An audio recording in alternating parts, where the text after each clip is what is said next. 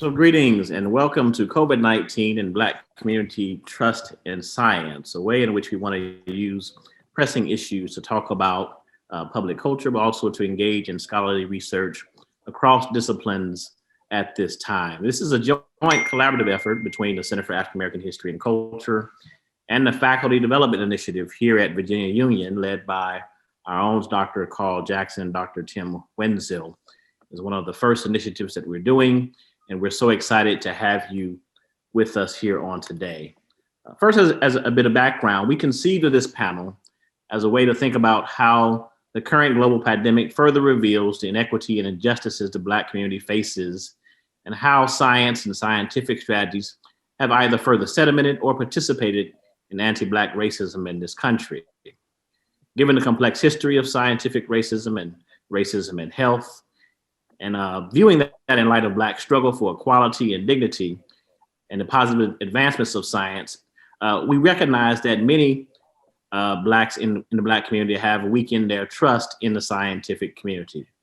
And so today the task is for us to think out loud about these tensions, both the willing and unwitting participation by Blacks in the progress, particularly by Blacks in the progress of humankind through science, and the COVID epidemic provides a way for us to further analyze and think about science and Black community trust. And we're so delighted to have expert panelists, both ethics and in also these issues, joining with us here on today. To introduce our esteemed panelists, we're going to ask Dr. O'Shea to help us with that. I'm very pleased to be able to introduce our panelists. Dr. Wyland Wilson is Assistant Professor of Theological Ethics at Duke Divinity School. Dr. Wilson's research lies at the intersection of religion, gender, and bioethics, including rural bioethics and Black church studies.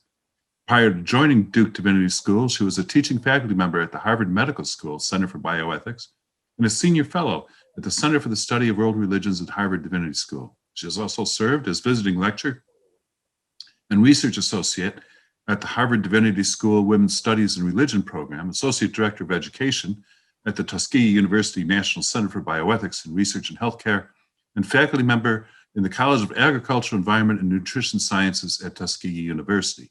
Among her publications is her book, Economic Ethics and the Black Church. Dr. Wilson served on Mount Auburn Hospital Ethics Community in Cambridge, Mass., advisory board member of the Rural Child Hunger Summit, and volunteer spiritual caregiver for Somerville Cambridge Elder Services in Somerville, Mass. She is a member of the American Academy of Religion's Bioethics and Religion Program Unit Steering Committee. Dr. Gerard Meshepard earned his PhD in biology with a neuroscience emphasis from Tennessee State University. He also earned an MS in biology from Tennessee State. He received his BS in biology from Fisk University. Recently, Dr. Meshepard has reactivated Beta Kappa Chi and the National Institute of Science on the campus of Virginia Union University, where he serves as advisor to both societies. Dr. Meshepard has also served as a chapter president and as the national treasurer of Beta Kappa Chi National Scientific Honor Society. His research interests are focused on the molecular mechanisms that regulate sodium-dependent high-affinity choline transport in order to demonstrate the involvement of GTPases, as in dynamin, in the retrieval of the CHCOT from the plasma membrane. Dr. Meshepard holds memberships in many organizations, including the American Physiological Society, the National Institute of Science, the Society for Neuroscience, and the American Society for Microbiology. In addition to being an associate professor of biology here at Virginia Union, he is also the Assistant Dean of Graduate Programs in the School of Arts and Science. Dr. Carl Jackson is an assistant professor of chemistry here at Virginia Union, where he also serves as the chair of the Department of Natural Sciences. Dr. Jackson graduated from Virginia State University with a BS degree in chemistry in 2006. In 2011, he earned a doctorate in chemistry with concentration on inorganic materials chemistry from Virginia Commonwealth University. He is a member of the American Chemical Society. His research interests involve the design and synthesis of low-density and highly porous polymers used in a wide range of applications, including hydrogen storage, catalysis, and drug delivery. Currently, Dr. Jackson is engaged in several research activities, including water quality analysis and GIS mapping of pollution and contaminants along the James River, and porous materials for gas storage application, just to name a few. Dr. Jackson also leads, along with Dr. Tim Wenzel, the Faculty Development Initiative here at VUU, where on the initiatives he spearheads involves scholarly learning communities, such as Dr. Tinsley mentioned in one of the motivating forces of today's event and collaboration. Dr. Terry Laws holds a doctorate of philosophy and religious studies with a concentration in African American religions from Rice University. Dr. Laws employs theories and methods from social sciences to investigate questions in race, religion, and society with healthcare and health inequities a focus. Professor Laws' research is particularly interested in decision-making in the clinical setting and how it might be influenced by spirituality. Laws currently serves as a member of the Ethics Advisory Board of Bon Secours Health Systems and is a past member of the Ethics Committee at Henry Ford Hospital in Detroit, Michigan. She's a member of the Health Disparities Faculty for Rebuild Detroit, a National Institutes of Health collaboration of Detroit area universities seeking to attract undergraduate students from underrepresented communities to biomedical careers. Professor Laws' presentations, lecturing, and teaching crosses various areas of research and includes African American religious experience, medical ethics, Black and womanist theology, medical sociology, and African American studies. She recently published Tuskegee as Sacred Rhetoric, focal point for the emergent field of African American religion and health in the Journal of Religion and Health. And she is currently writing a race, religion, and bioethics manuscript on African American religion and health. Please welcome our guests and be prepared for a very good panel. Thank you. Yes, welcome to all of our guests again. We're delighted to have you. And today is a kind of experiment. We're here at Virginia Union trying to create dialogue between different disciplines around pressing issues facing the Black community. And today in this event, we wanted to bring together humanists and scientifically inclined scholars to talk about two things, really. One, to kind of show how sometimes there is this false dichotomy that exists between our fields, but most importantly, to kind of spur a kind of critical interchange between us that's needed when we think about the hard sciences and the humanities and why they're important for us thinking about normative questions in light of pressing issues of COVID-19. And so to do this, we begin a conversation. We've highlighted certain specific themes in a way that highlights this claim. And so to begin, I've asked our panelists to have some opening remarks. And the first one I kind of framed around first ethics in science, right? Why is ethics important to science? And so first for Dr. Wilson and Dr. Laws, I'll ask you to start, if you don't mind, briefly talk about the relationship between Black ethics and science. Why do you think humanities specifically is significant for conversations around COVID-19 and the safety of Blacks and Black bodies in this country?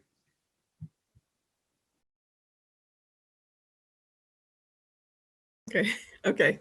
Well, first, thank you, Dr. Tinsley and the Center for the invitation. I'm so happy to be here with colleagues, some of whom I know, some of whom I'm meeting for the first time. And I really appreciate the opportunity to participate in this conversation. Can you hear me well?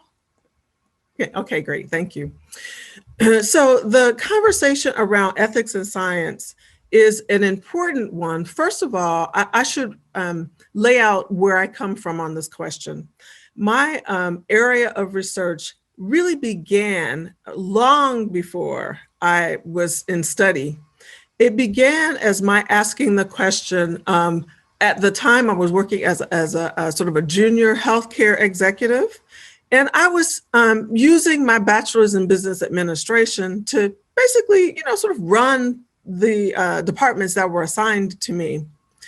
And I started to have this sort of early career crisis in which I had no more goals I was actually interested in achieving. I wasn't interested in being CEO. I was interested, however, in improving society in some way. Those are the things that I did on the weekends by being involved in my sorority or being involved in other political activities around town. But I wanted to be able to do that in a career focus as well. And so I began with the question of what am I doing, or how can I be creative? I don't have art, I don't dance, right? And so my question really began a search for me about what is creativity and how do I create? And in the end, I really landed on how do we create knowledge and what is the emphasis of the production of knowledge. And as a person of faith, it then centered in how does one create knowledge, or how does one respond to knowledge, especially new knowledge? How do religious communities respond to innovations in knowledge? And that then, of course, leads me back to healthcare. For me, based on my experience, led me back to healthcare. And how is it then that African Americans, because that's the population that I'm interested in, how is it then that African Americans respond to innovations in medical science? That specifically led me to bioethics and to clinical trials. So as COVID then comes on the scene, this is just clearly germane, because we were talking about, are we going to be able to have African Americans participate in clinical trials for a vaccine?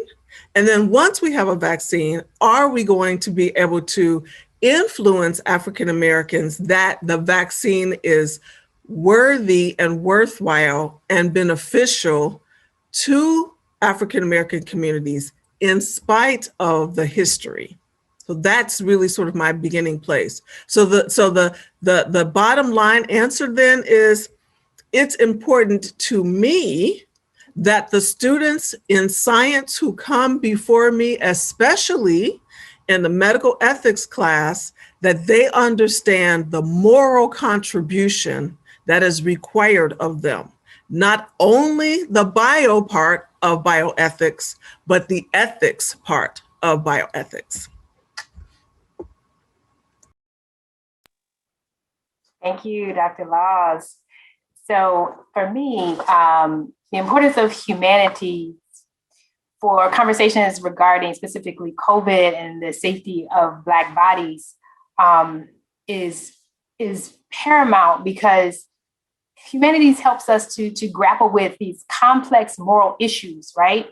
And hone in these skills of moral reasoning that's needed to address the moral dilemmas that arise during implementation of science and scientific and technological advances. So the humanities helps us to develop skills in ethical decision-making that move us beyond the practical and immediate, because that is, I mean, that focus of science and technology on the practical and immediate is paramount, right? But we need to move further, right, to a deeper reflection that strengthens critical thinking and moves us to considering the outcomes of science and technology on communities' health, its cultural implications, and influence on social relationships and structures. So for me, that is why being involved as I'm a social, religious social ethicist, right? And so I come to bioethics from that perspective, and that is the lens through which I actually engage bioethics. And so I came to bioethics also through the rural South, through the rural Southern Black Belt. And so for me, what is central and centered in bioethics are marginalized Black bodies, right? And so this conversation is so significant. It's so important. So thank you. Thank you both, Dr. Laws and Wilson, for that. I really appreciate that, those normative questions. And so now my questions for both Dr. McShepard and Jackson is the other side of that, right? Why science is important to ethics. This looms large, especially for those of us who from time to time watch CNN, right? And you hear a lot of this promulgation of, yeah, because it's about science. You got to listen to science. And in a lot of evangelical communities, especially, they're like, well, it's not about science. It's about these moral underpinnings. So help us. I want you two to help us about why why should we, this kind of like stock phrase, trust the science? Talk about that for us, about why we should either be skeptical of that or talk about why that's important during this time when many are reluctant to kind of just trust the science. Yes. Can you hear me? Thank you, Dr. Tinsley, for this opportunity. I say this is a very healthy discussion and conversation. And, you know, to unpack that, I'll say that despite the many mandates of the federal government to ensure inclusion of women and minorities in all federally funded research, African Americans, they do continue to participate less frequently than other groups, than Caucasian groups as well. So this lower participation rates among African Americans, this has been reported across various study types, looking at controlled treatments of trials, intervention trials, as well as studies on various disease conditions. You know, we have a very disproportionate rate of African Americans that are being affected by many different diseases, including AIDS, Alzheimer's disease, prostate cancer, breast cancer, other ones as well, such as stroke, heart disease as well. So from a historical perspective, looking at this, even if we go back and talk about the Tuskegee syphilis study, which we were kind of talking about earlier, is widely recognized as a reason for mistrust because of this extent and duration of deception, as well as mistreatment, and the study's impact on human subject review and approval as well. And we're going to unpack that a little later on. So this mistrust of the medical research and healthcare infrastructure is extensive. Unfortunately, it is persistent among African Americans, and illustrating that more than 4 centuries, we're talking about the Tuskegee experiment as well as other ones, talked about James Marion Sims. We could talk about the Laos Station experiment where children were exposed to large amounts of radiation. We talk about this and the biomedical enterprise that is designed to exploit African Americans. This is a principal contributor to the current mistrust that has occurred. And mistrust of this clinical component, these investigators, strongly influenced by sustained racial disparities in health, because we know that if we don't go to the hospital, of course, we cannot get that additional help that we need, right? And so it goes from stage 1 cancer to stage 4 cancer, and by the time we make it to the hospital, unfortunately, it's too late. So as well as this limited access as well to healthcare and negative encounters with healthcare providers as well has provided this mistrust also, unfortunately. So this participation in clinical trials, it's a better benefit for us as African Americans within the community to make sure that whatever we do in regards to all of these different elements that we are affected by, it's important for us to participate in it now. And this mistrust, it's going to take more than a day or two in order to complete it, where African Americans feel more comfortable to come back to the hospitals, come back to all these other components in order to make sure that we receive the health and the sustainment of our health as well. I always tell people that there's no growth in the comfort zone, and there's no comfort in the growth zone. So there's no growth in the comfort zone, and there's no comfort in the growth zone. And so we, as a people, need to get out of that comfort zone. And with all of the legislations that are out there now that are to protect us, is to trust the science now, trust the vaccine, because there are a large number of African Americans that are dying, and I just say in particular of COVID. We only make up 13% of the US population, but there is a disproportionate rate of us, African Americans, that are dying of COVID. And it's not going to end if we continue to have the mistrust in the science And so we just need to move forward and trust the science as we move forward. Those are my opening comments. Thanks so much, Dr. McShepard. You said a lot. You said that was great. And you can tell Dr. McShepard is our resident biologist here. Took us through a whole sweeping history. But still open remarks, Dr. Jackson, say a little bit there. Why science is important to ethics? As we think about these normative questions, why would you say science is important for us as we consider our ethical comportment? Yeah, absolutely. First of all, thank you for inviting me on this panel. I'm humbled to be with these illustrious scholars here. Thank you for doing what you do with the center. I think that's actually an important addition to the university to highlight, the African-American culture. But I'll say this. So, I mean, as a historically oppressed group, obviously there's going to be some kind of hesitancy, some kind of mistrust. And but we're talking about building on the past, and we're talking about as scientific discoveries advance, how can we start to take hold of the benefits? And absolutely, scientific advancements benefit us, and how does us as a community. So I look at it from two lenses. So first, from how science actually helped us debunk myths and just false beliefs about things like genetic inferiority. And then also, if you think about, as several of the panelists have mentioned already, the disparities in the health disparities in our community, which are very real. But the other lens I look at it is from the wealth of information that's at our fingertips now. And so, whereas in the past, we had to rely on the scientists to do all the work, and we had to rely on trusting someone.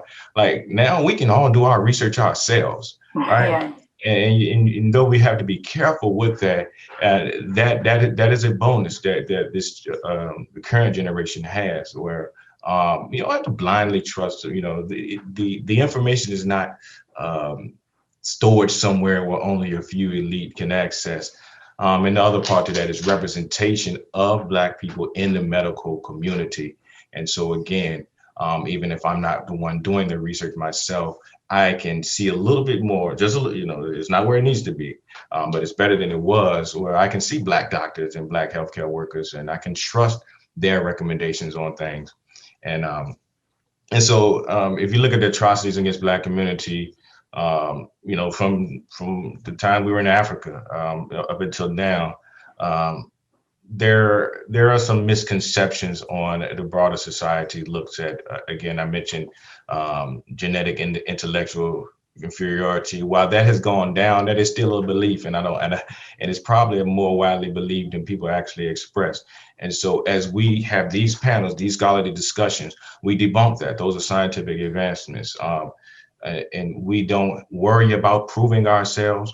But at the same time, as we articulate the things that we come to know, the science that we come to trust, I think it's hard to continue that old belief.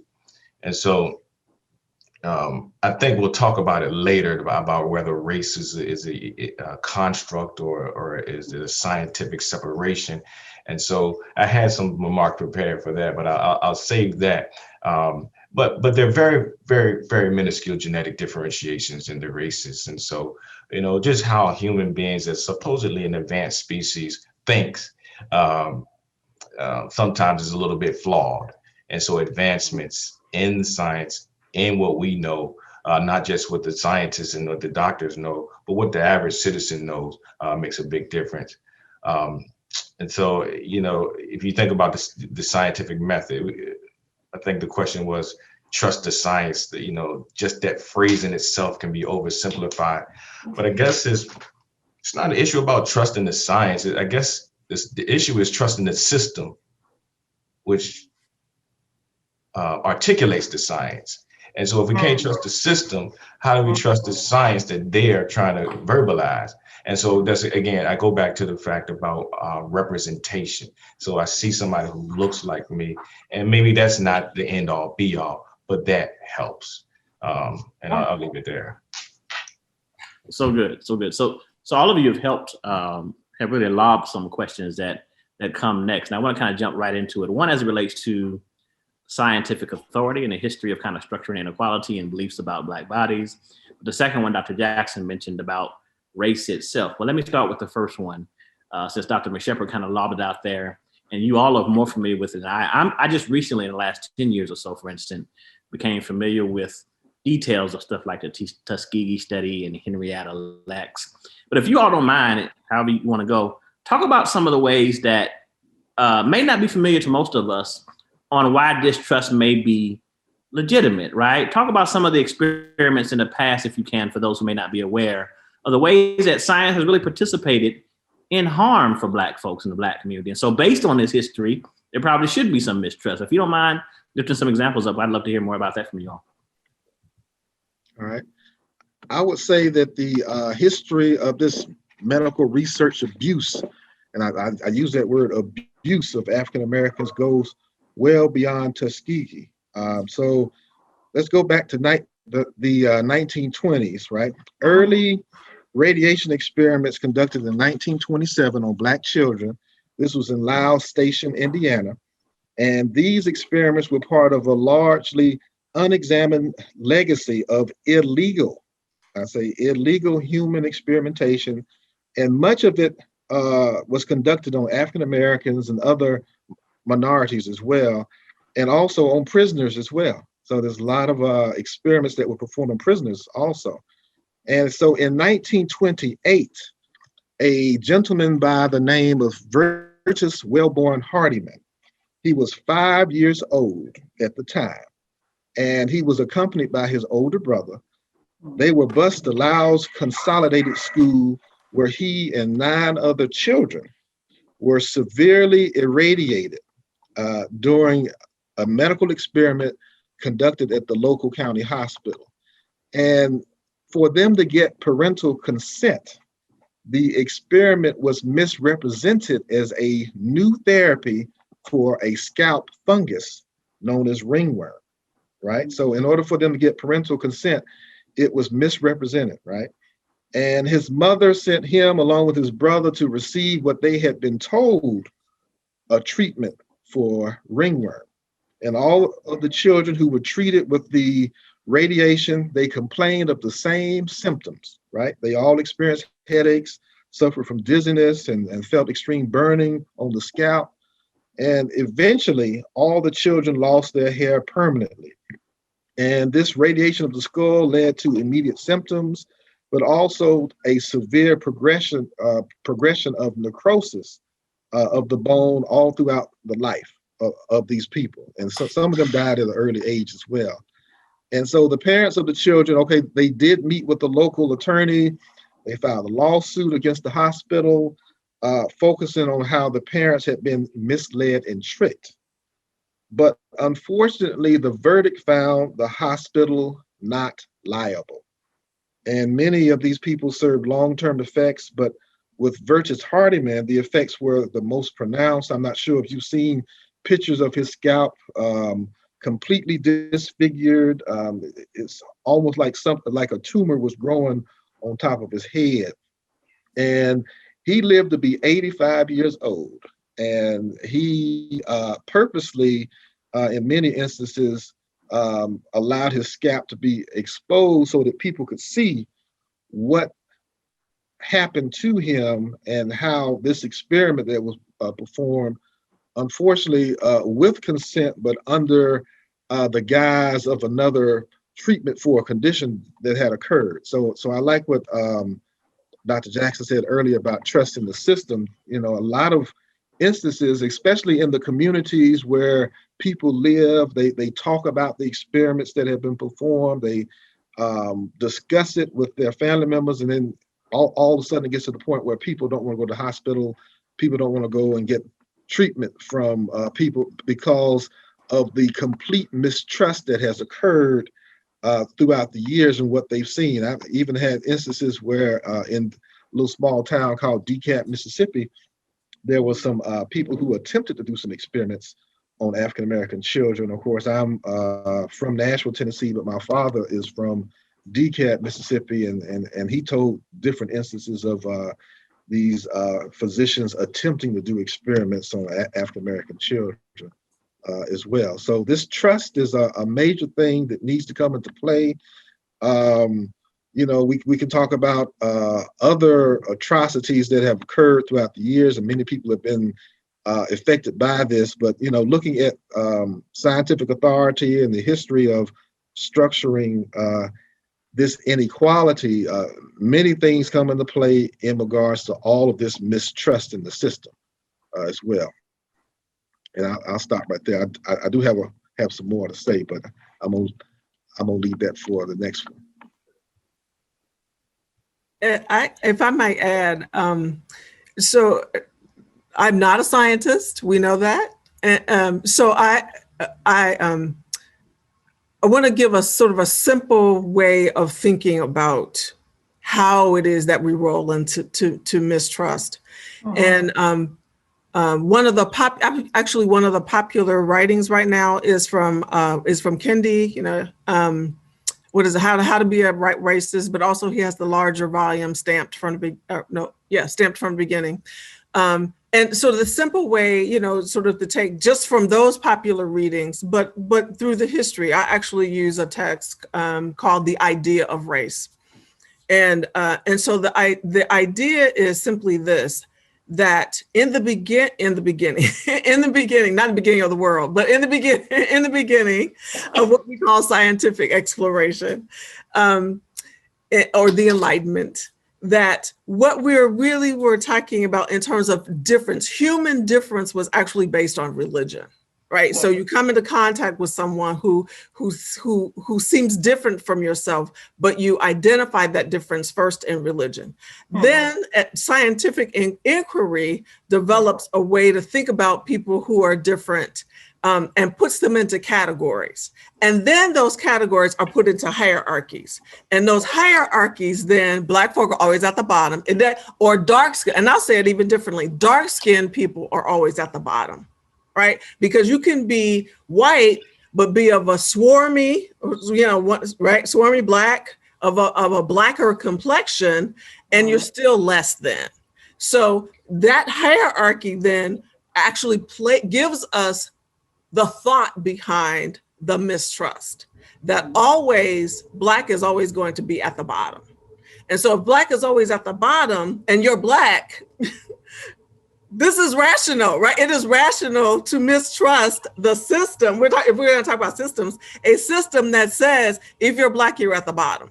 And so at the bottom, but then it's a question of, well, what does at the bottom mean? It means intellect. Right. First and foremost, it has always meant intellect. And I agree with Dr. Jackson. Yes. I mean, so we have the Institutes of Medicine, or some of the smartest doctors in the country, who write in 2002, 2003, Unequal Treatment, in which they say themselves, these are the ways that disparate healthcare exists. These are the ways that that disparate healthcare develops. It develops systematically, it develops institutionally, and it develops, we think, but we don't really want to say, because we don't want to talk about our colleagues. We're doctors, we don't want to talk about our colleagues. It also develops in the one-to-one relationship with a physician and patient. I didn't identify that. They identified themselves what produces unequal treatment. And so, but again, it's the idea of a hierarchy and how then we treat the persons, especially who are at the bottom of the hierarchy. And I saw, just real quick, that's my last comment, real quick, someone asked the question, who's the book? The book is by Thomas Gossett, The Idea of Race, the history of the idea of race, Thomas Gossett. No, I think that we also, I appreciate you really making that point, because it's really important to look at the historical context, even of the healthcare system itself, right? So looking at the development of the field of medicine, so from even the 17th century, 18th century, medicine, the focus of early hospitals was on training physicians. It was not on this wonderful patient-centered care that we have now. And hospitals were not these, bastions of, kind of trying to do this thing called ethical healthcare and all this, and considering ethics within healthcare, but it was really focused on providing training for those who are trying to be clinicians, who are trying to practice medicine. And so therefore, what doctors needed was clinical material. And so, where did they get the clinical material? A lot of that clinical material, Black bodies. And it's just important to look at just kind of the way that Black bodies were looked at and perceived in the very beginnings of medicine. Clinical materials for us to train on, for us to experiment on. And as this develops, and even if you look at the journal articles back in the 1800s, doctors like Dr. Samuel Cartwright, and all of these kind of pseudoscientific mythologies around racial differences, between African Americans and whites. All of this is kind of undergirding, is an undercurrent to what is going on currently in the healthcare system. And so I think it's very important to look at that history, because I believe that I see very clearly, we all can see how we are continuing to live out iterations of these cultural scripts, right, that have been written for us from the very beginnings, of the field of medicine itself. So I want to build off that. You all have mentioned some important things, and Dr. Jackson and I were literally in a meeting yesterday, and someone explicitly said, no, I am not getting this COVID vaccine, given some of the historical factors that you just mentioned. So I want to put Dr. Jackson on the spot here. So if you were able, how would you respond to our colleague who just explicitly said, look, Doc, I'm trained, I know just as much, I can read whatever you can read. I ain't get the stuff y'all talked about, I ain't getting this COVID vaccine because I know what they're doing with Black bodies, just like Dr. Wilson just said. So how can what would we have to say to many who are watching right now? Listen, I'm on the fence right now. I just want to see what y'all got to say about this. Right. And so how would you respond to that, Doc? I was presiding over that meeting, and at the time, because that wasn't the focus, I just said, I understand, which I do. And I think all what we've been talking about so far is the understanding of that mistrust. I give you, I think somebody might have mentioned Dr. Sims, who they call the father of modern gynecology, knowing his methods. And just to give a little bit of background, he used his slaves as basically guinea pigs. He was not really a successful doctor going through the regular routes. And so what he would do was he would use his slaves, performing surgery on them and doing without anesthetic. And that's the I can't say what's the worst part. It's bad all around. But then had the nerve enough to write a book, and he explains much of this himself in his autobiography, because he didn't think anything was wrong with it. He had the nerve enough to write a book. So how many more times has that happened throughout our history that we don't know about?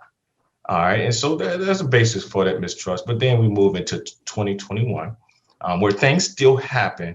However, we have access to information. There are more Black doctors represented in healthcare. You can see, okay, this person has taken the vaccine. I use Dr. Mick Shepherd, for instance. He's taken the vaccine. He's okay. This is not new research, even though the coronavirus is a novel corona, that's new. But vaccinations and how we approach these issues, they're not new. There's a scientific method. These things are tried and true. So I would say, I don't know if you can ever convince somebody to trust where mistrust has been deeply embedded. But I would say, look around you. You have access. Look to people you trust. Look to people who look like you. We all around now. So I would definitely encourage it. I'm on the list. I haven't got it in yet, but I'm on the list though. My wife signed me up. So thank you both for doing that. Can I just add something minor to that? And it isn't about science. It's about the people who you love. It's about whether you love yourself. I mean, we can look around, talk about look around. We can look around and see us dying, see us literally dying. And I think it was Dr. McShepard earlier who, I'm sorry, forgive me if it wasn't you, who said, no, I think it was Dr. Jackson, that,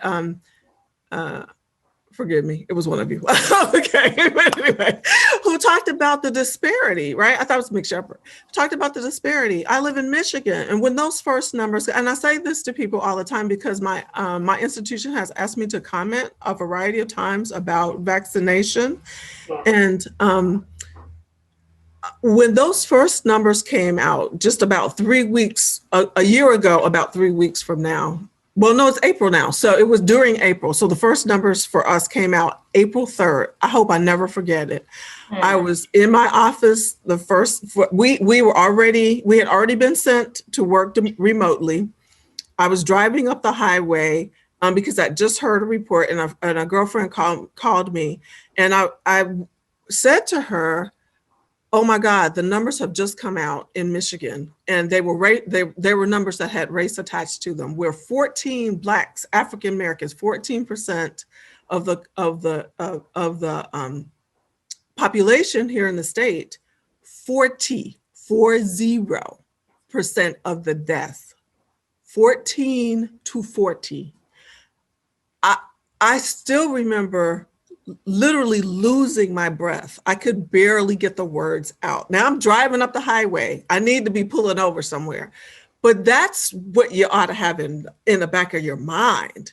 It's the science, and trusting the science is one thing, but the reality that you could be one of the 40% is higher.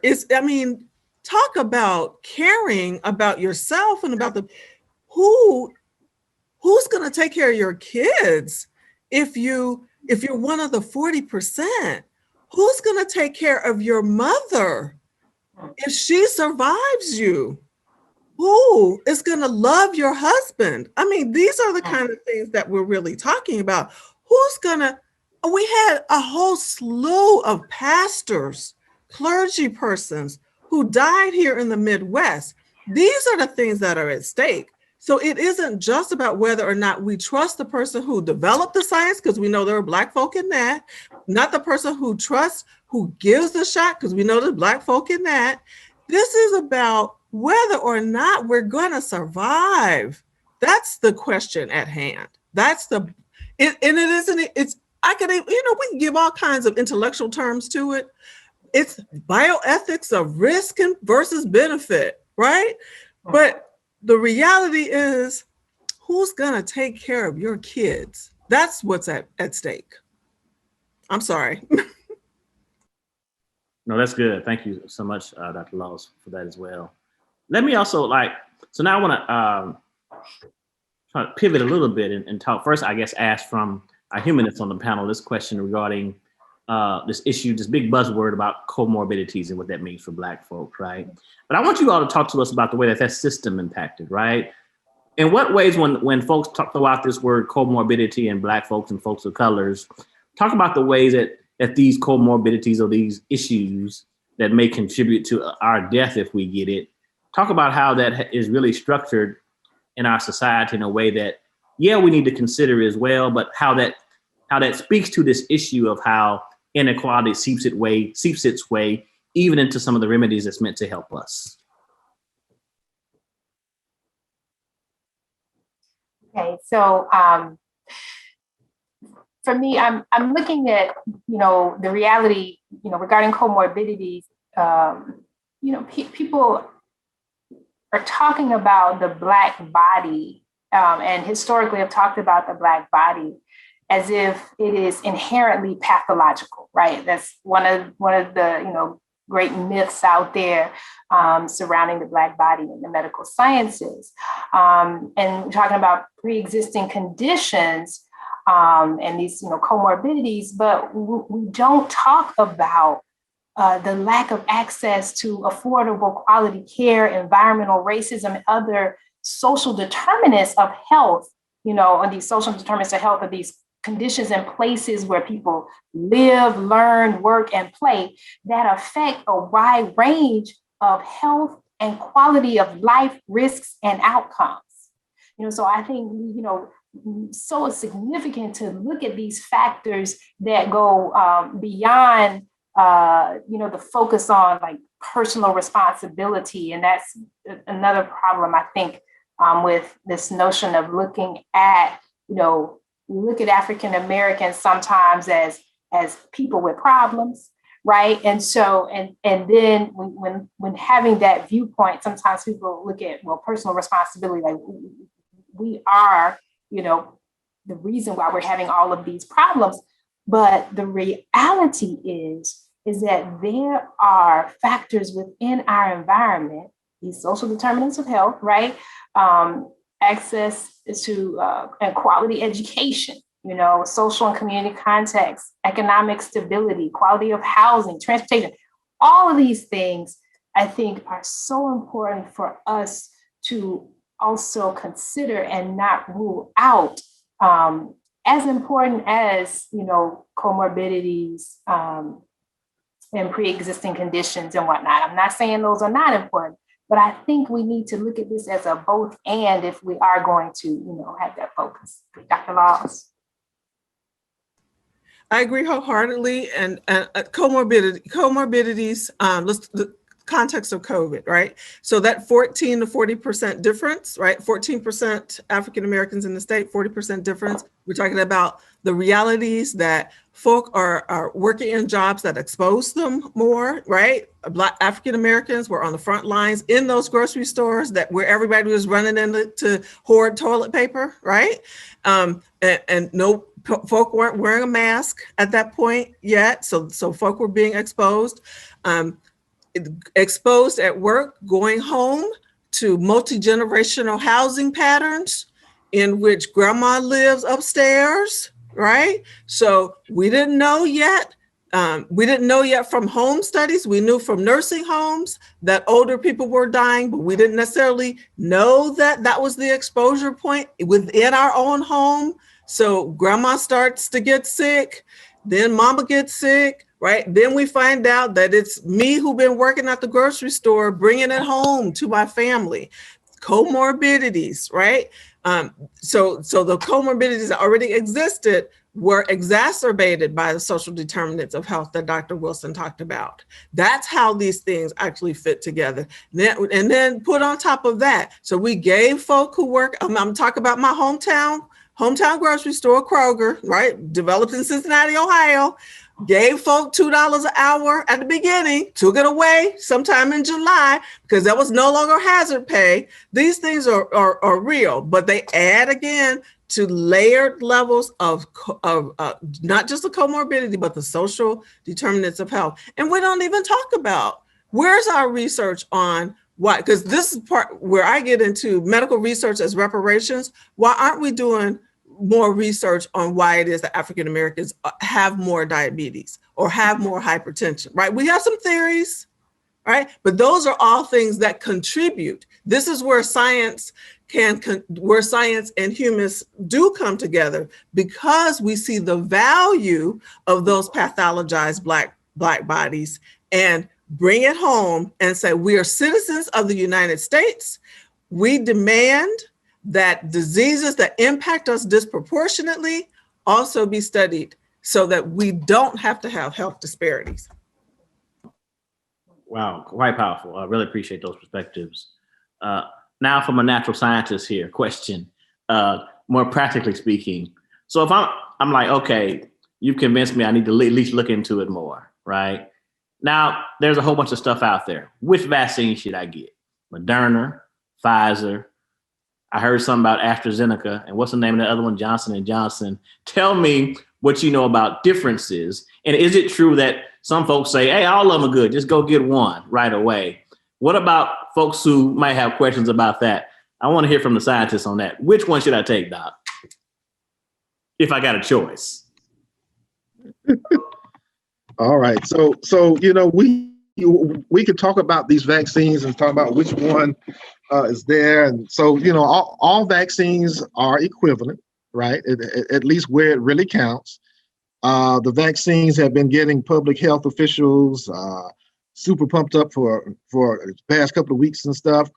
The potential value for promoting vaccination couldn't be more clear, right? So we'll all be better off, and this nightmare could be over with soon. If people know that the best vaccine of all, whichever one that they want to choose, the soonest is the best one. So we talk about urging them. The most important vaccine statistic, as we talk about the fact that there have been 0 cases, hospitalizations, or death in clinical trials for all these vaccines, right? They talk about emergency use authorization and stuff, but for all these vaccines that are currently out there, 0 deaths that have been associated with this. I think it was something on CNN most recently, Dr. Lena Wen on CNN, she made a point of noting that all of the vaccines are essentially 100% in this regard. And half a dozen former members of President Joe Biden's COVID-19 advisory board wrote in USA Today, varying effectiveness rates missed the most important point, that the vaccines were all 100%, I keep saying it, 100% effective in the vaccine trials and stopping hospitalizations and stopping death. And that's the most important part there, stopping death. I'd add the interesting thing about that is this has been a really, really devastating disease, a virus. But the previous vaccines were nowhere near as effective as these ones are. These are actually the more effective vaccines, which you would think, because it's such a impactful, such a devastating pandemic, that the vaccine wouldn't be it. But you're right. I mean, there has been no reports of deaths. I'm not sure about the hospitalizations, but if we're talking about close to 100%, what more do you want? And I believe that I don't want to call out numbers because I don't know exact numbers, but the flu vaccine is couched as, well, it doesn't prevent it, but if you get it, it'll lessen the impact. And so you got to give all these, precautions. But this one is legit though. It certainly is. And so that's why I made sure that I got vaccinated, even though I'm not within that age range. I'm not 65 yet, although my students probably think I'm 70, but anyway, I'm not 65 yet. And I just made sure that when the opportunity came up where I could get vaccinated, I did get vaccinated. So. You two make some important points about these vaccines are safer even than, say, the flu vaccine, which as far as effectiveness. But talk about why. How are they able to do it so quickly? Is it the case? Because that's a lot of things. It's too quick to be that effective. Now, come on now. Explain to people why they're so effective and it didn't just happen right away. Right. So, you always think about the Spanish flu in 1918 and how it took so long to create the vaccine for that. But technology has moved quite far from 1918, 1920. So even though people are saying that, it just happened so quick and fast. Well, it was supposed to happen quick and fast because modern technology, medical research has improved so much. If we're at the same point that we were in 1918, then that's a big problem, right? So this is 2021, an opportunity for scientists, quote unquote, to use the scientific method in order to improve these opportunities for people to be vaccinated.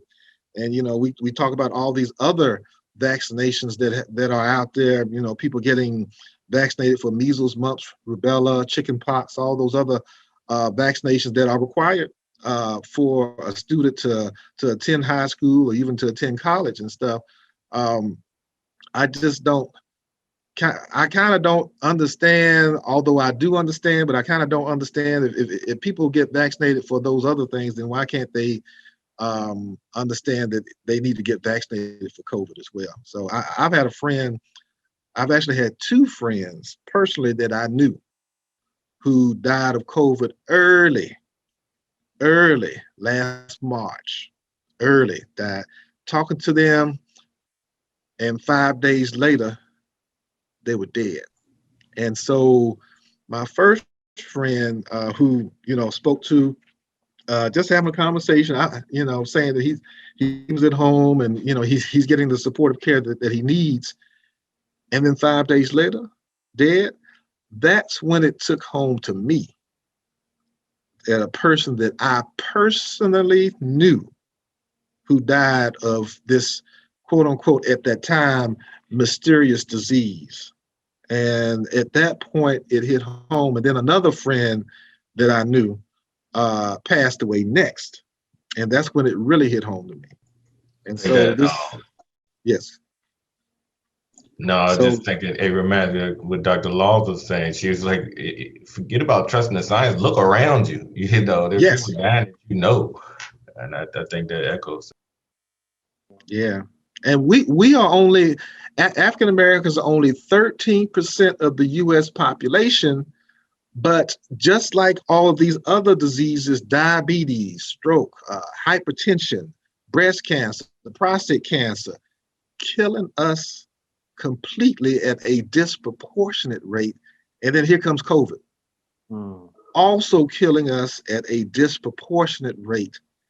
And so, we all need to get on board and protect our families and protect grandmother, grandfather, son, daughter, mother, everybody, father, everybody needs to go out and get this vaccination, because if this thing mutates, then we've got an even bigger problem than what we thought that we had with this regular COVID, this antigenic variant that they call it. That's a fancy word, just say a mutation. And if we do not get it in check, then we're going to have a much larger problem than we had before. And then y'all thought the Spanish flu was something else. This COVID thing might move to the next level, killing a lot of people, not only just in the US, but just everywhere. If we don't get vaccinated the way that we're supposed to, quick, fast, and in a hurry, in short order. Awesome. All right, one more question for the panel here, and I want to turn it over to question and answers. If you have questions for our panelists, please submit them in the question and answer section. We'll be turning to that next. Dr. O'Shea will lead us through that. But I guess as a final question, we've talked about, there is a history of scientific participation in the oppression of Black folk. We get that. We've talked about some questions about COVID-19, why the Black community should trust in science now. But for this last question, I want to turn, I guess, now to asking questions about the state of science and racism right now, right? A popular book by Anne Morening was Significant Me about, talked about race and really it's a problem of difference. And there are these large debates out there between, most of us in the humanities, we'll say, yeah, race is a social constructive. It's this fictive thing out there, whatever. But there are a lot of folks on y'all side that say, listen now, there may be some biological essence to this stuff, right? And so let's turn to that now. Are you all, Dr. Jackson and McShepard, involved with any colleagues that you have to have serious conversations about there being sincere biological differences based on race at all? Yeah. Real quick, there's obvious differences in the melanin in your skin and how our body interacts with the light from the sun, and those are really a minuscule representation of the actual difference. Is enough for me to even go along with the social construct, the idea of racism. So I would even go along with it. But of course, there are slight genetic differences, and we can tell by some of the phenotypical variations. However, and I think Dr. Wilson kind of made a major point is we don't want that to take our focus off of the actual conditions that cause the vast majority of the health disparities, which are not biological. We're not genetically predisposed necessarily just by virtue of our race. These have been systematically in place. And so, yeah, we see these pan out. We see these various disparities that Dr. Shepard ran the list off manifest. But these are due to conditions and decisions of, society. So I know that you might have a different perspective, Dr. McShepard. Yeah. Oh, no. So I do think that, we're talking about scientific research and all of this. It has struggled with these different concepts of race for centuries. A bunch of them have proposed misleading and erroneous explanations of racial differences, what we're talking about. Even with these controversial debates among Europeans about origins of modern humans began in the 19th century. So many of the continent's leading scientists, now these are leading scientists at that time, they firmly believed that Europeans exemplified the most evolved and the most intelligent of humans. And of course, the fossil record and even more research performed, quote unquote, a truth came to play with this DNA samples and other evidence that later it was uncovered around the world. It pointed to all origin of life originated from where? Africa. And those people migrated east, and those people migrated north, and those people migrated west in ways. But we do know now that all origin of life originated in Africa, right? We can even talk about eugenics. I think it was hinted at earlier. Initially, this was the quote unquote scientific, and later it became a political idea that society and the human race would be improved genetically. And they even threw in Darwin's theory of evolution. I've read quite a few of Darwin's theories as well, but Darwin's theory of evolution in regards to this movement, it even had champions from all sides, right? And through several different people who talked about this, and they championed this whole thing, talking about race and ethnicity, and as part of all of this thing of genetics, it's still felt today. It's still felt today. We can even say in the 1950s, these geneticists, they began to confirm what some archaeologists had already surmised, which was that individual variation within population groups overlapping with other population groups turned out to be so large that the boundaries of race made less and less sense. I'll say that the boundaries of race made less and less sense to all of this. But there was still a handful of different researchers, similar beliefs, including former Nazi scientist Otmar van Vistula and a British eugenist, Roger Persson. They had trouble getting their research published in different scientific journals. So what did they do in 1961? They formed their own journal. 1961, it was called Mankind Quarterly. And it became their platform for race and science, and a place to publish questionable, and I do note questionable research under the trappings of objective science as well. I will also mention, since we're talking about trust in science, and as a result of all these things that have occurred, this Tuskegee study, which was for 40 years, this was indeed, we all know, a major violation of ethical standards. Has been cited as arguably the most infamous biomedical research study in the US history.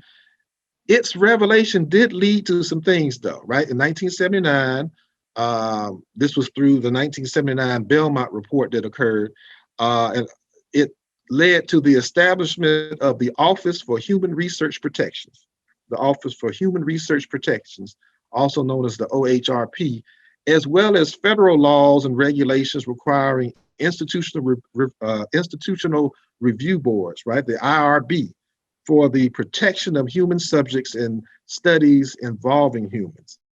And so, these studies that had occurred, these atrocities of of research on African Americans, they did lead to legislation in order to protect everyone, including African Americans. So, we talk about this and all of these laws that are in place. There are quite a few laws that occurred because African Americans were the ones that were the brunt of all of these illegal, mysterious experiments that had occurred for quite some time. And there is, as they say, light at the end of the tunnel with all of this, because these rules are in place to protect everyone, including African Americans. So, we talk about people who are hesitant, vaccine hesitation.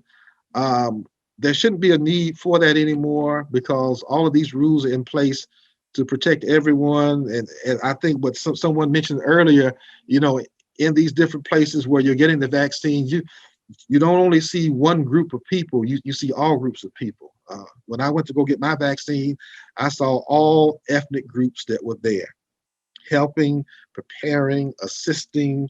And so I felt at ease. And I'll be honest with you, I did feel at ease when I saw multiple ethnic groups that were there helping to assist with this vaccination as well. I'll be honest with you, I don't like needles. I'll say that. I do not like needles, but I turned my head and before I knew it was over with, and the world was a better place. And I did get slightly uneasy for a day, but that's the adaptive immune system that is working in place, is building up those antibodies. You get a little slight fever. Well, that's supposed to happen. Your body is responding to the vaccine and is building up those antibodies. So of course you're going to have a response that occurs where your temperature increases for a second with that adaptive immunity. You produce those antibodies, and you are good to go. You're good to go. And so that's what I did, and I got good to go then. But all of these legislations that are in place in order to protect us as a people was a result of all these different atrocities that had occurred. And so that's my statement about that. So last question, man, before we conclude. And I reserve this one for our bioethicist. This is a recent issue. Actually, Dr. Laws pointed this out to me recently. The Journal of American Medical Association recently had a podcast. And one of the doctors on the podcast boldly proclaimed we need to stop talking about issues of race. It's really about socioeconomics right now. And of course, it stirred a lot of controversy. So I'm interested in hearing you, Dr. Laws and Wilson, your thoughts on this. This is not something last year. This was in March. And so I'd love to hear your thoughts about that issue and what does it say about the state of the medical health profession and bioethics in general and what we need to be doing. Sure. Thank you for bringing that up. The podcast was actually stupendous in its ignorance. It really, I can't think of any other way to say it. He said that there cannot be structural racism in healthcare because doctors are not racist. And I don't know what street he lives on, but he doesn't live on the one that I live on. I mean, we have plenty of research that tells us things like for African Americans who have a preference, they feel a social concordance is how we talk about it in healthcare and health communications. That if you share something socially with the physician or the caregiver, doesn't have to be a physician, that's part of what causes the ease. So Dr. Shepard said he looked around, he saw all kinds of people who looked like all kinds of people when he went to get a shot. This gives us a certain kind of ease because we think, not necessarily truthfully so, but we think if I see someone who looks like me, I feel like they're going to treat me better, right? Now, we know that's not necessarily how structural racism works, but that's how we feel, right? So much of what we're talking about really is how we feel. So I mean, if we use the context of policing, we know that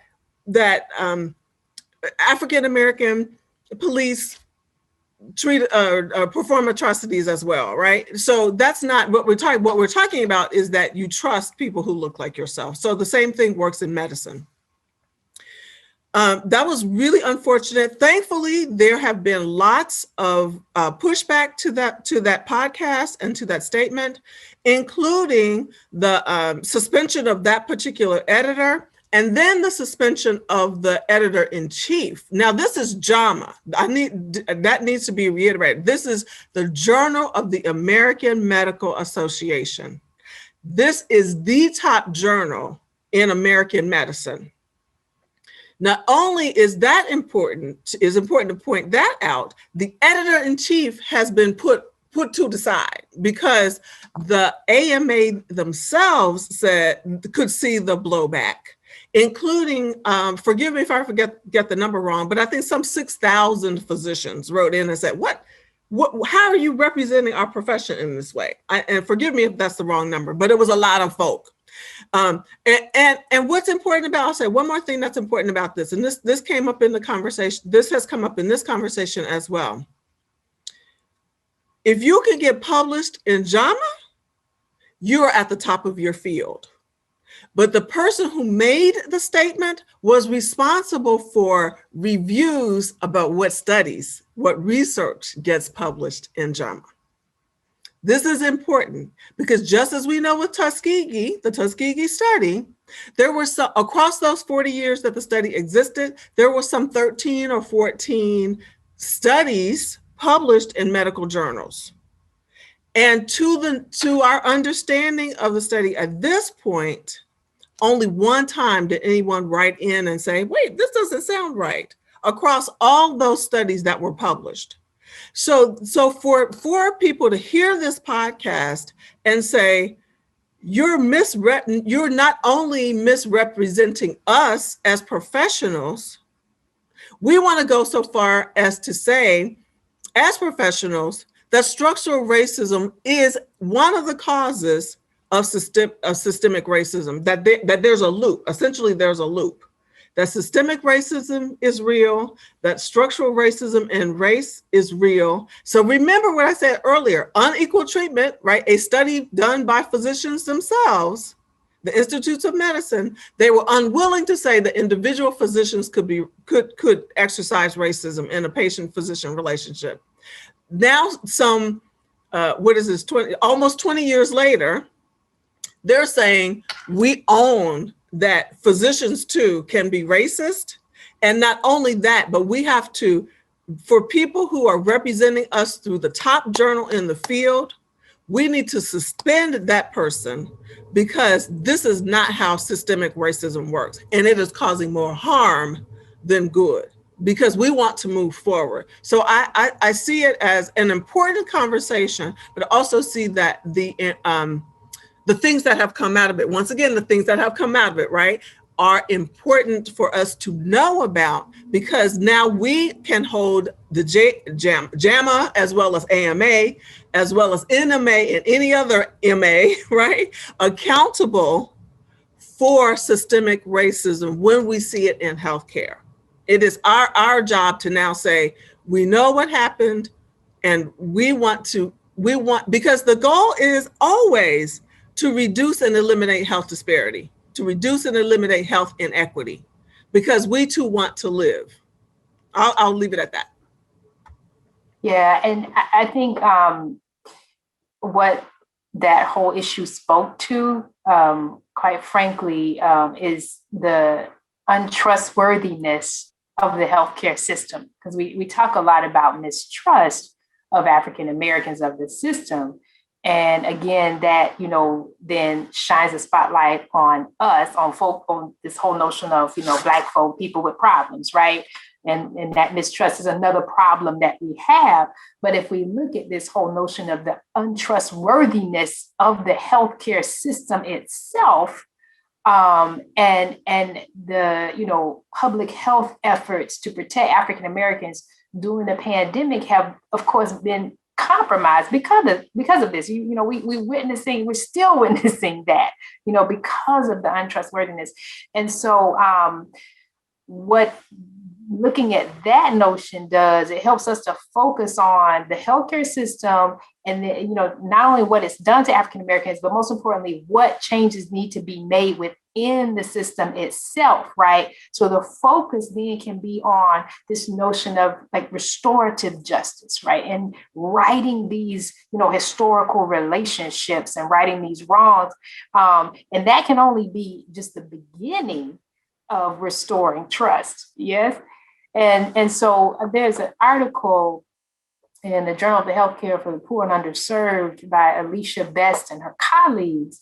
And she talks about the fact that, medical research and public health systems to help combat this notion of the untrustworthiness of the systems, right? They need to engage in, and it names three things. First, this critical reflection, then the courageous dialogue, because especially in healthcare field, and even in bioethics, we're not having this dialogue. Like this very important dialogue we're having right now. This is what needs to happen. So they need to engage in that. And then thirdly, have the accurate and truthful documentation regarding institutional untrustworthiness, right? Because that itself has not happened. So those are the things that we need to kind of move toward. Well, thanks to all of you panelists. It was a rich dialogue, and I hope that those who tuned in are able to see the kind of robust conversation that needs to happen between our fields and ways to think about these fundamental issues. We have about 9 minutes or so, and we want to turn it over to questions. If you have any questions, feel free to submit them in our question and answer section for any of our panelists. I see we do have one. Dr. McShay, are you here? Dr. O'Shea, are you here to facilitate this? Yeah, I'm here, and the question that's asked is a good one, though. In general, I would say we've had this discussion. It was about why do we as African Americans resist taking the vaccine? And there's two ways I think I want to focus that. One is to say that those of us here, and many of us in the audience or who are part of this panel, are involved with young people, right? As educators, as whatever. And in addition to the kinds of concerns that we've heard, there's the other one that has to do with youth, right? We may not remember ourselves, but when you're 18 years old, you're pretty much immortal. And that seeing, and while we're right, and I think Dr. Laws, especially with the idea to look around you, well, 18-year-olds, when they look around, they're seeing other 18-year-olds, and they're not thinking beyond that.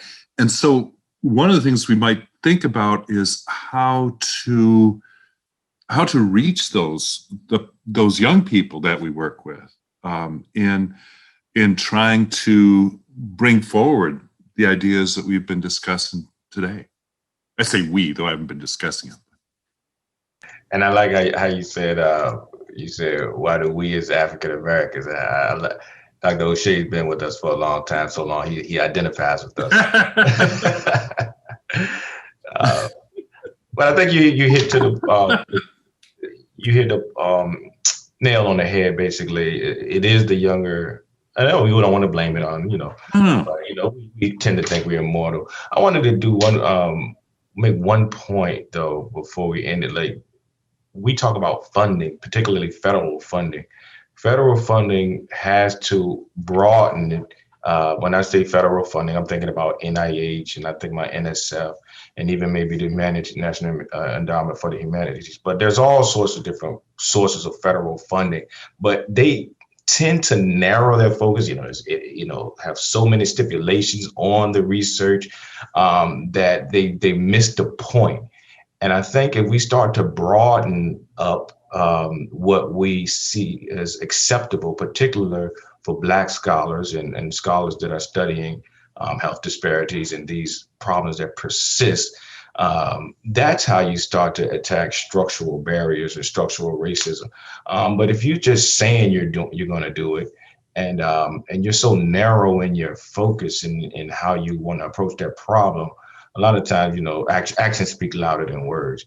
as a professor and as somebody who's often seeking funding for research projects, I think that's important to highlight in this conversation too. Well, I'd like to bring up one more thing that people have talked about, in that the idea that, on the one hand, something like the Tuskegee syphilis study brought us to the idea of an IRB and all of that. But to tie in also with what Dr. Wilson, Dr. Laws have said, it wasn't the study that produced those changes. It was the writers and the politicians who brought it up and which aroused the outrage of various communities about it. It wasn't the study, it wasn't all of the terrible experimental stuff that's been done. It's the fact that people got furious. It became public, and it became a very celebrated cause. Okay? And that's what made the difference. I mean, it's the way that it's not just communities like the African American community, but also the scientific community. People were outraged that. Can I just add to that? And that's why so we're talking about the funding, right? That funding comes out of our tax dollars, right? And so it's the funding, and it's seeing ourselves fully as citizens. The reason that the outrage could be is people like Dorothy Height was on that first commission. People like Patricia King, who was an attorney who had been she'd been a religious studies major, right? Religious studies major as an undergrad, becomes an attorney, is married to a civil rights attorney, one of the Wilkinsons, and but it was rooted in their seeing themselves as citizens, that they saw the right to these benefits of medical research as well as equal treatment. So Dr. O'Shea is correct. So that's part of our conversation too. And we don't often, in addition to think of ourselves as scientists and as humanists, we also must think of ourselves as citizens in the United States with a right to the full benefits of medical research, because it gives us the opportunity for a better life. Awesome. I want to pause for any final comment anyone has before we conclude. It's been such a rich conversation, and as you can tell, we probably could go on quite a while, and there's need for more interchange on this. Please stay tuned both to the Center for African American History and Culture and our Faculty Development Initiative. We're proud to try to do this stuff together, and this is one of many things you'll see come out of that. And thank you so much again to our panelists. Any final word before we conclude from anybody on the panel? I'd just like to thank my professors for being here today. As you know, we have new graduate programs at Virginia Union, and I am a master's in public health student, so I'd like to recognize my two professors who are on, Dr. Primaratne and Dr. Jeremani, who are being patient with me as a new student. But COVID was one of the things that led me into wanting to get a master's in public health, and I figured, what the hey, Virginia Union has a new one that just started. I go ahead and start with that. And so I'm thankful that this program has started, and I'm thankful to be a student in public health as well. I'm looking forward to many new opportunities with this new degree that I'm obtaining. And some people say, well, you've already got a PhD already. Why do you want to get another master's and stuff? Well, it's just something that I like to do to expand my knowledge, because I always tell the students that the learning never stops. But I'll say one thing, one of my microbiology students, because I'm still teaching full time as well. One of my microbiology students who learned about innate immunity and learned about adaptive immunity, which is how the vaccine works, she convinced her mother to get vaccinated. And because of the information that she learned in microbiology. And so, we talk about education is extremely important. Once she learned about the vaccine and how it helps, she relayed that information to her family, i.e. her mother, in order to make sure her mother knew that it was important to get vaccinated as well. And so as we do this and we educate each person, one person at a time, one young scholar at a time, it takes that process to occur in order for us to make sure that every person understands the process of being vaccinated so they will not be hesitant in being vaccinated. So Dr. Tinsley, thank you so much for having this. Looking forward to it. Hey, I think we need to have a part 2. I'm just throwing it out there. Yeah. Just throwing it out there. Awesome. I'd also like to echo your sentiments. This is a very healthy discussion. So Yeah, I'd like to echo your sentiments in thanking all of those here at Virginia Union, the faculty who were able to join, and staff. Thank you so much for engaging. We know you're all busy, so we're excited for you coming. Our special thanks are due to Dr. Laws and Dr. Wilson, joining us virtually from Michigan and North Carolina. So honored that you would take time to spend time with us here at Virginia Union. So we're excited that you come, and we'll constantly be in touch and hope to continue this conversation. Thanks to everyone else who joined us as well. And stay tuned. Until next time, take care. Thank you. Thanks, guys. Thank you so much. Bye.